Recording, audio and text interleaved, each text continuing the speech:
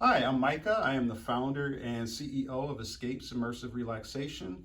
I wanted to take a moment to address the concerns most people have around the coronavirus.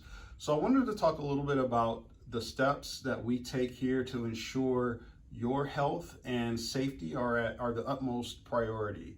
Here at Escapes, we're an appointment only service, which means we don't have lots of people coming in and out.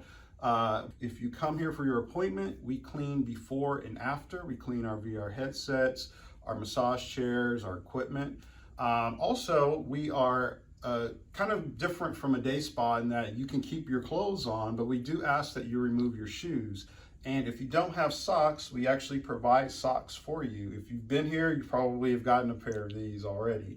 Also, for the VR headset, we can offer you a face mask, and it goes on like this. You kind of look like old-fashioned Batman and Robin, but you'll have the VR headset on in front of this, and we won't take pictures of you, I promise.